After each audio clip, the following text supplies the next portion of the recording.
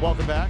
This is our 6th team of 12 here today for Conference USA football kickoff. And how about the defending champs?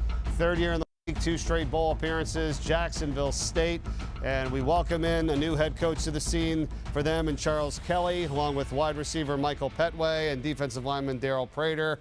Great to see you guys. How are you? What's happening? Good. Good to be here. Yes. How has the day been so far for you guys? Been good. Great.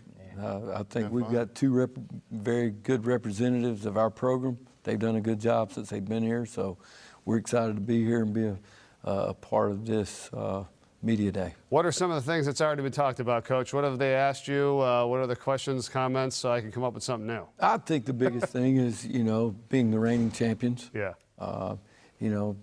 These players, the coaches, Coach Rich Rod, they did a great job. And, somebody asked, everybody's asking, well, there's pressure to do this.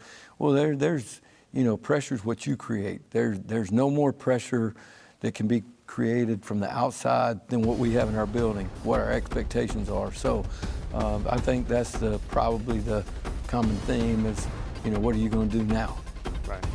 What do people need to know about you personally, like who you are, what you bring to the table? What kind of person are you outside of just what we see on the field and coaching on Saturdays? Well, I think players would tell you I'm pretty authentic.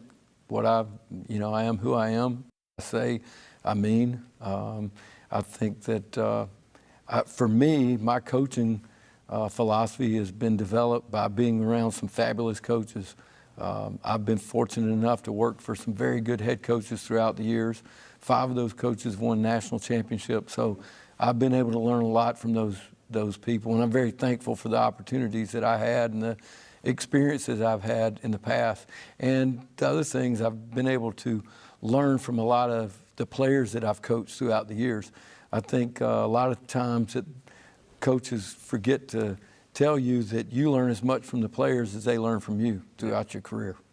We're going to talk for a moment here, just kind of key returners, offensively, defensively, special teams. I want to get your take on that because you're coming off the championship, and I know it's your first year, but, guys that you're going to trust to help bring you back there again. Right. What do you think? Well, we've got some really good guys coming back. Like us, Brock Rexsteiner at wide receiver, who I've been very impressed with. Talon Carter and Juwan Campbell on the defensive line, and of course DP's coming back. Yeah. We feel like that's one of the places that we've improved a lot is on the defensive front.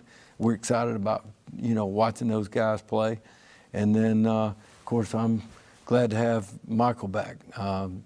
Tremendous competitor, great leader, and is going to be a playmaker for us. We were talking a moment ago before we came on. You've played against teams in the Ohio Valley, the ASUN, Conference USA now. The experience you must have and the level of competition. How does that help your game? Tell us about that. I feel like it helps a lot just because I feel like I've seen pretty much everything. I've been through a lot of conferences, just like you said, but I feel like it kind of just helps slow the game down. It doesn't, compared to when I was a freshman to now, like the game is just a lot easier, slower to me because I've just seen it all. Yeah. Let's break down the wide receiver for a moment because I've always been interested in that. We were just talking with Aaron Fenimore at Liberty on the offensive line and how important and intense it is as an offensive lineman, the things you got to go through. What about as a receiver, okay? Like where you're going on routes, timing routes, what the defender's doing. Tell me about all the intricacies of being a wideout as people, watching the games like, oh, there he is, field, makes the catch. Not so easy. So tell me about it. It's really a lot that kind of goes into being a receiver because, sometimes we can be selfish. You want to have the ball all the time, but a coach that I'm super thankful for is Clint Trickett.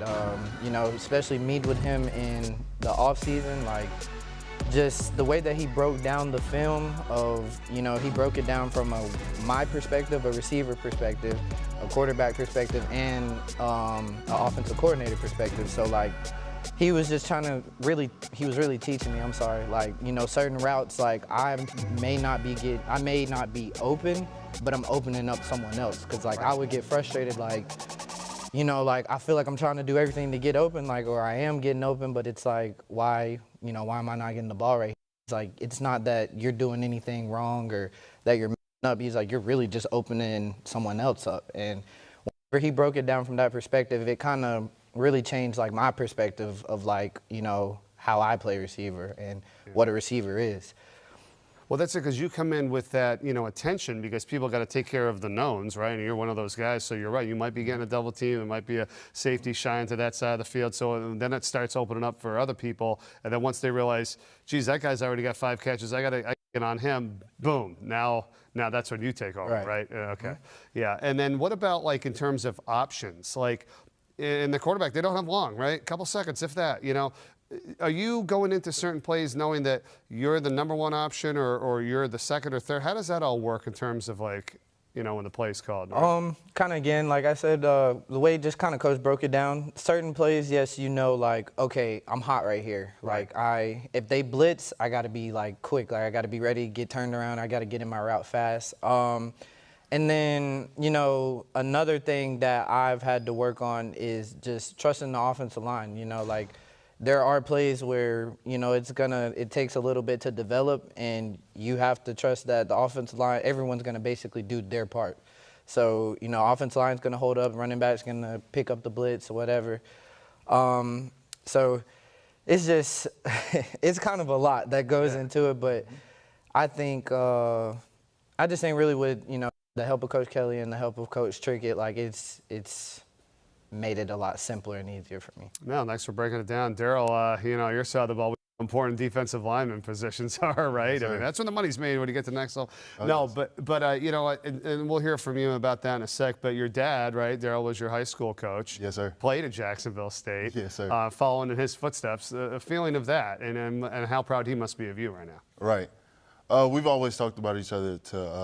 We said that Jack State's always been home to us. It's not very far away. It's an hour away from Fort Payne. He's always told me to keep my head up, do the right things, make a name for myself the way he did. And so that's just what I've been doing. It's been great so far.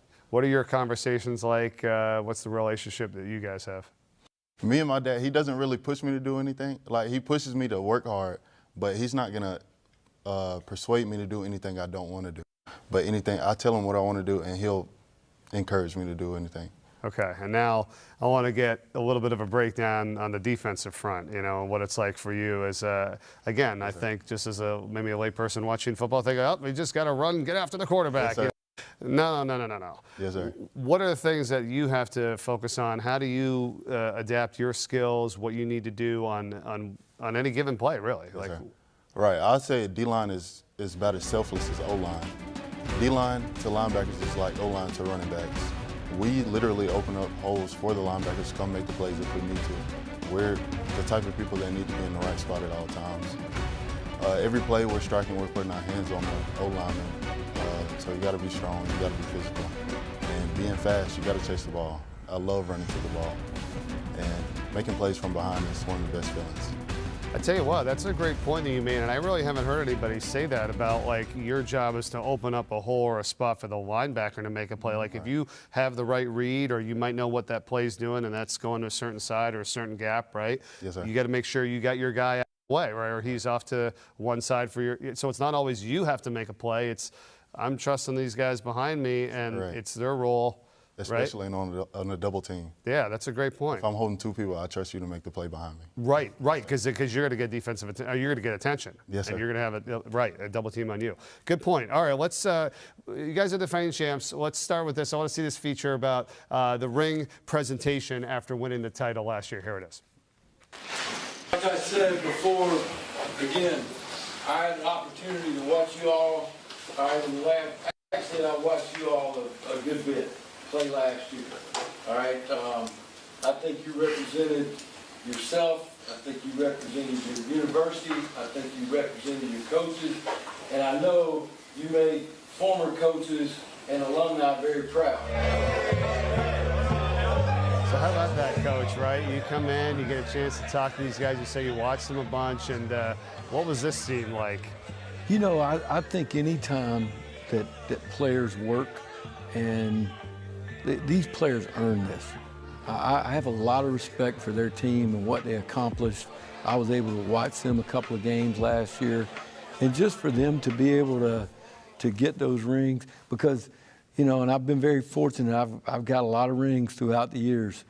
And what they will remember, it's not the hardware that they will remember when they look at it. When they see those rings 20, 35 years from now, what they're going to look at that ring and they're going to remember the people that they played with. That's what it's going to remind them of. So I think, you know, that's very important. And I don't think we should ever take that for granted, you know, of what those guys accomplished. I really think that's a great point, the way you put it. And I want to get your guys' take on that, too, because I kind of feel the same way over on my field when they ask me, like, the best games you've called over the years and all this. And, yeah, I got a few, and there's been some awesome ones and championships here and there. But it's like, it's about the people. Yes. Right? It's about the people. You don't always quite remember certain games, week 2, week 4, whatever, but you're going to remember your friends on your team and the relationships that you've had all that time. And you hear the phrase, enjoy the journey. Well, you really do have to embrace that, enjoy the journey. How has that been for you guys? Yeah, that's really it. Like, you just embrace it, you enjoy it. Kind of like Coach said, you really just remember, like, all the memories, like, that you make, like, with the people, you know, that you got the ring with, you know. Even kind of like the smallest little things from being in the locker room, laughing, making jokes, whatever. Like, those are moments that you can't ever get back. Like, you always will remember that. Right. When I look at my rings, I think about the people or players that I'll probably never see again in my life. Right. I look at the ring and I think about the struggles that we went through, the struggles that we went through together. Right. And that just makes us a family. I think it's cool, too, when you get, like, some lines that your players or your friends say, you know, whether it's a funny bit or something that, you know, you'll take with you for the rest of the time. And then you bring it up in certain situations. Like, yep, that's from that guy or that stuff.